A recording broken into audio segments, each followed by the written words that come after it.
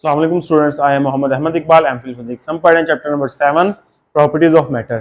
Previous lecture में हमने discuss किया था प्रेशर इन लिक्विड, यानी कि ऑब्जेक्ट्स के ऊपर जो प्रेशर पड़ रहा है लिक्विड्स के अंदर जो मौजूद होते हैं उसको डिस्कस किया था। आज साथ उसकी हमने क्या की थी, इसकी पास्कल लॉ को डिस्कस किया था। उसके साथ हमने पास्कल लॉ के एप्लीकेशंस को डिस्कस किया था। आज हम डिस्कस करने वाले हैं आर्चिमेडस लॉ के बारे में करने वाले हैं। इससे पहले हम देखते हैं कि इसकी थोड़ी सी एग्जांपल्स देख लेते हैं कि जैसे कि हम देख लेते हैं कि एक बैलून है, इनफ्लेट बैलून है, फुला हुआ है। उसको हम जब पानी में छोड़ते हैं तो वो बैलून क्या होता है, फौरन शूट करके क्या आ जाता है, ऑन सरफेस पे आ जाता है। या भी कोई भी फुटबॉल वगैरह है तो उसको हम पानी के अंदर छोड़ते हैं, वो शूट करके क्या आ जाता है, सरफेस के ऊपर आ जाता है। ऐसा क्यों होता है? और या फिर हम क्या कह लें कि एक लकड़ी का टुकड़ा है, लकड़ी के टुकड़े को पानी में छोड़ें तो वो क्या हो जाता है, उसको क्या कर देते हैं कि उसको फौरन ही शूट करके ऊपर सरफेस पे आ जाता है या आहिस्ता सरफेस पे आ जाता है। तो ऐसा क्यों होता है, इस चीज को डिस्कस किया था आर्चिमेडस ने। कब?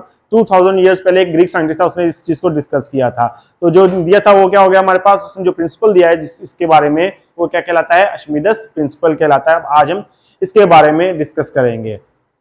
सबसे पहले देखते हैं कि हमारे पास हमने क्या एक्सप्लेन किया हुआ है कि मोर देन 2000 ईयर्स अगो, 2000 साल पहले द ग्रीक साइंटिस्ट, एक ग्रीक साइंटिस्ट था हमारे पास, आर्चिमेडस नोटिस दैट, आर्चिमेडस ने नोटिस किया कि there is an upward force which acts on an object।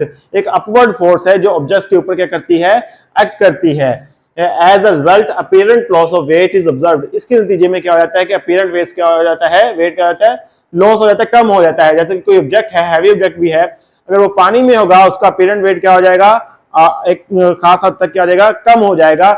उसने ये इस चीज को ऑब्जर्व किया था। तो उसने इसको कुछ इस तरह एक्सप्लेन किया है कि उसने जो इसको इस तरह एक्सप्लेन किया, हमने इसको when an object is totally और पार्शियली इमर्स्ड इन लिक्विड। कोई ऑब्जेक्ट मुकम्मल तौर पे पानी में हो या लिक्विड में हो या फिर थोड़ा सा लिक्विड में हो, and upthrust acts on it equal to the weight of liquid displace it. यानी कि एक अपथ्रस्ट एक्ट करती है बॉडी के ऊपर। अपथ्रस्ट क्या चीज होती है, वो फोर्स जो किसी पानी जो ऑब्जेक्ट होता है वो उसको ऊपर रखती है, जो किसके इक्वल होती है, जो जितना पानी हो जाता है डिस्प्लेस हो जाता है, जितना पानी का वॉल्यूम क्या हो जाता है, इंक्रीज हो जाता है।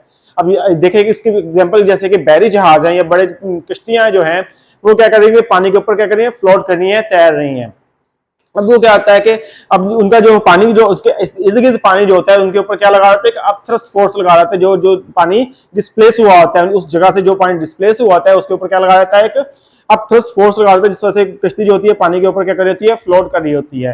तो वो जो अपथ्रस्ट है, अब हम अपथ्रस्ट के बारे में डिस्कस करते हैं। अपथ्रस्ट क्या चीज होती है, the upward force acting on a body by the liquid is called upthrust. एक फोर्स होती है जो बॉडी के ऊपर एक्ट कर रही है। कौन सी फोर्स होती है, अपवर्ड फोर्स होती है। किसमें अपवर्ड फोर्स होती है, लिक्विड के अंदर अपवर्ड फोर्स होती है जो एक्ट कर रही होती है बॉडी के ऊपर। तो उसे हम क्या कहते हैं, अपथ्रस्ट कहते हैं, कॉल्ड अपथ्रस्ट। इसे क्या कहते हैं, हम अपथ्रस्ट कहते हैं, अपथ्रस्ट फोर्स कहते हैं, जो बॉडी के ऊपर एक्ट कर रही होती है। आगे हम इसकी एक्सप्लेनेशन की तरफ जाते हैं। एक्सप्लेनेशन में क्या कहते हैं कि हमारे पास एक कंटेनर है जिसके अंदर एक हमारे पास एक सिलेंडर पड़ा हुआ है जिसकी हाइट कितनी है, हमारे पास h हाइट है। इसके ऊपर जो फोर्स लग रही है नीचे से भी, और कंटेनर क्या है, पानी के साथ या लिक्विड के साथ फिल है। कुछ हिस्सा ऊपर की तरफ है, कुछ हिस्सा पानी का नीचे की तरफ है हमारे पास। तो जो नीचे से फोर्स लग रही है वो F2 है और ऊपर जो फोर्स लग रही है वो F1 है।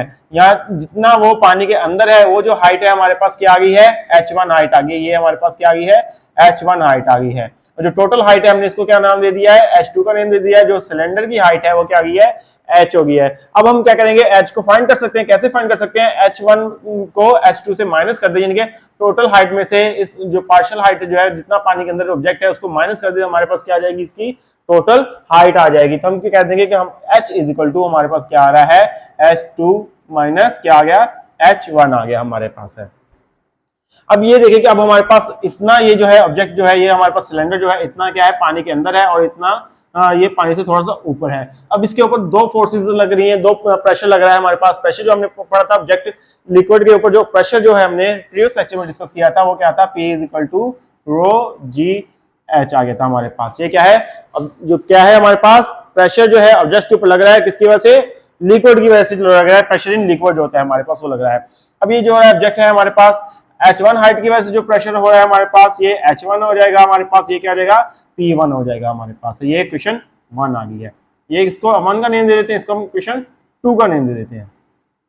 अब ये जो है हमारे पास जो नीचे से जो प्रेशर एग्जर्ट हो रहा है हमारे पास, वो क्या रहा है, P2 हो रहा है। तो ये क्या आ जाएगा, रो जी एच 2 हो जाएगा हमारे पास। ये क्या हो जाएगा, इक्वेशन 3 हो जाएगी। अब हमें क्या करते हैं कि हम इसको मल्टीप्लाई करते हैं, हमारे पास इसको डिवाइड कर लेते हैं, सब्ट्रैक्ट कर लेते हैं बाय सब्ट्रैक्टिंग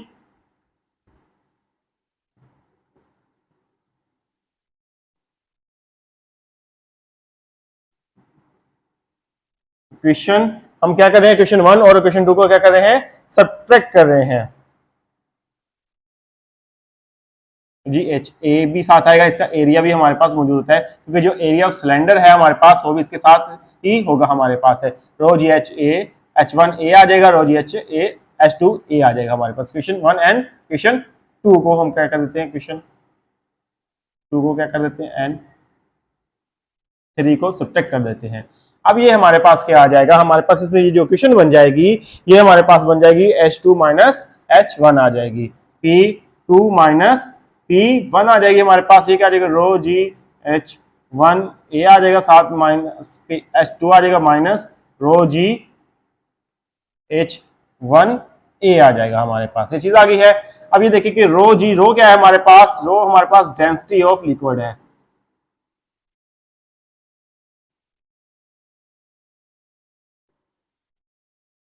एरिया क्या है, area cross section area of, A क्या है हमारे पास, cross sectional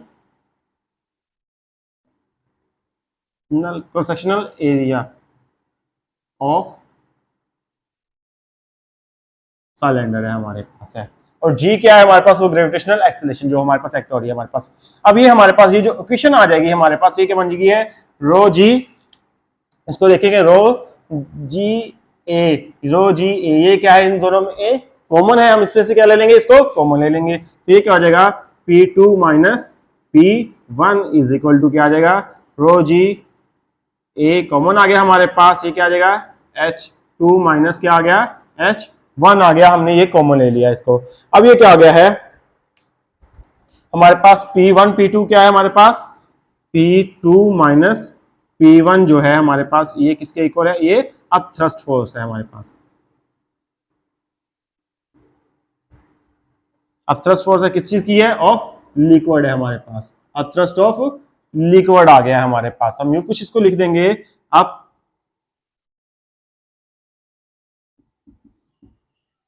thrust of liquid is equal to rho g A आ गया हमारे पास। अब ये देखें कि H1 और H2 हमारे पास क्वेश्चन 1 जो थी हमारे पास किसके इक्वल आ गया है, H2 माइनस H1 H के इक्वल आ गया। तो ये हमारे पास क्या आ गया, रो जी एच ए है हमारे पास।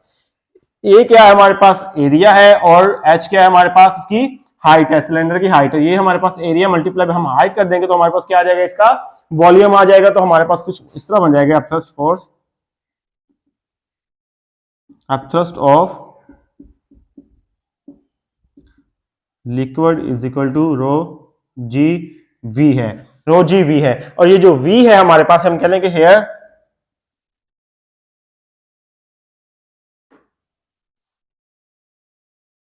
ए एच कह लें, और या फिर हम क्या कह लें कि वी कह लें। क्या है हमारे पास, volume is the volume of cylinder है, ये वॉल्यूम ऑफ सिलेंडर है, that is equal to the volume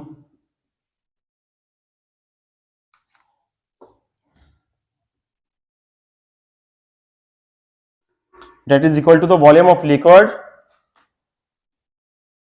which is